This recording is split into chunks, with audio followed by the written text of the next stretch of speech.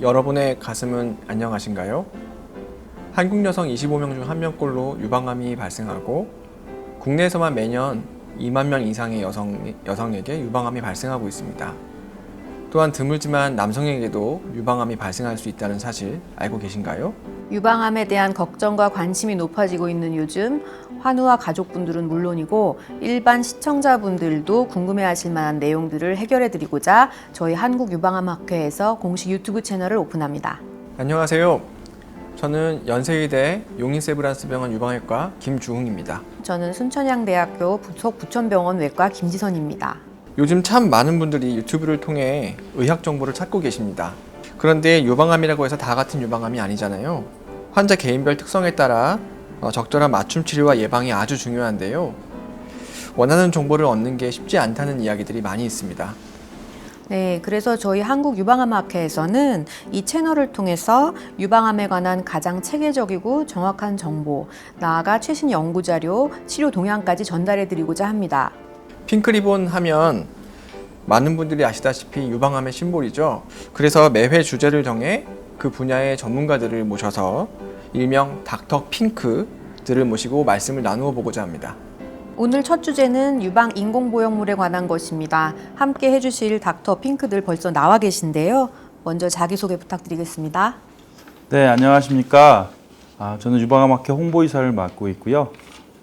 한양의대 협력 명지병원의 유방 갑상선 센터장을 맡고 있는 신혁재라고 합니다. 이렇게 닥터 핑크로 이렇게 유튜브 방송에 나와서 여러분께 이런 좋은 정보 드릴 수 있게 돼서 아주 영광으로 생각합니다. 안녕하세요. 저는 강남구 신사동에서 유방외과를 운영하고 있는 김재홍이라고 합니다. 저는 한국유방암학회 내 보형물에 대한 연구를 집중적으로 하고 있는 한국유방보형물연구회를 이끌고 있습니다. 몇 년 전 안젤리나 졸리의 예방적 유방절제술 소식이 알려져서 많은 논란이 됐었죠. 미리 유방절제술을 하면서 재건술을 해서 더 큰 화제가 되었었습니다. 수술 이후에도 전과 다름없이 아름다운 모습을 보여서 졸리가 받은 수술이 도대체 뭐지? 궁금해하시는 분들이 많았을 것 같습니다. 인공보형물을 이용한 유방 재건술을 받았다고 알려져 있는데요. 우리나라의 치료 현황은 어떤가요? 2000년대 초반만 해도 1년에 100건이 채 안 됐었는데요.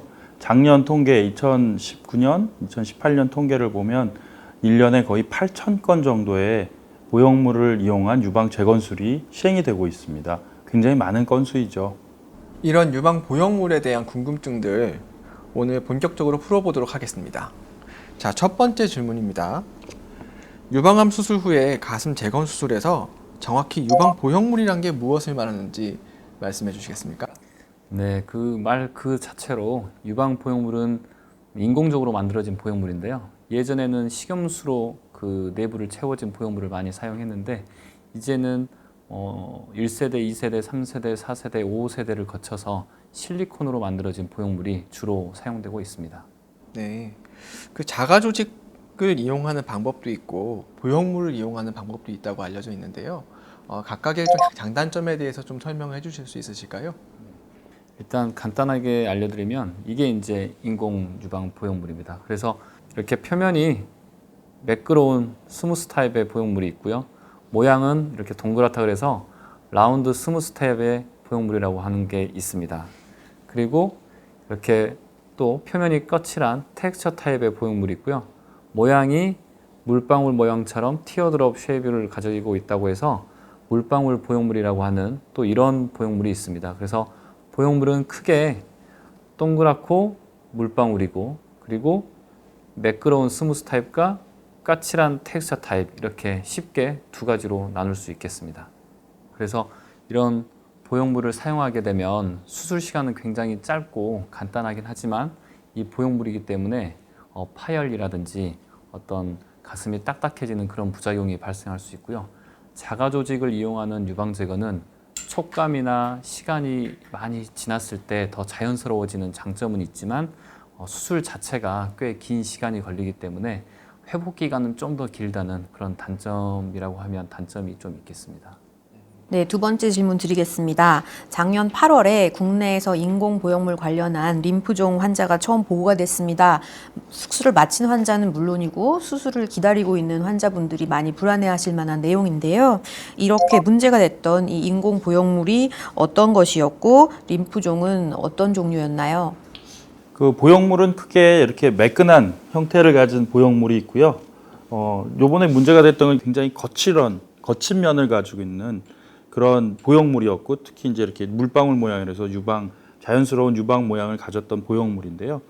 이게서 이제 문제는 이게 모양도 아름답고 좋긴 하지만 피막 형성이나 이런 것들을 돕기 위해서 표면을 너무 거칠거칠하게 만들어서 주변 조직을 계속 반복적인 자극을 하게 되고, 그런 너무 심한 자극이 림프는 이게 혈관암의 일종인데요. 혈액암종의 하나의 일종인데, 그런 림프종을 유발을 한 거죠. 그래서 보형물하고 연관된 비정형 대식세포 림프종이라는, 그런 좀 말은 어려운데요. 어쨌든 쉽게 표현하자면 이런 거친 면이 주변에 있는 조직들을 자극해서 생긴 림프에서 생긴 암이라고 보시면 되고, T림프구라는 그 림프구에서 유래한 암입니다. 근데 이게 뭐 이렇게 흔하게 생기는 건 아니지만, 이런 보형물을 쓴 환자들에서 일반 환자들이나 이렇게 생기는 것보다는 훨씬 높은 비율로 발생이 되고 있기 때문에 굉장히 문제가 됐던 것이고요. 국내에서도 이런 환자가 있었고 전 세계적으로도 이런 보고들이 계속 나오고 있습니다.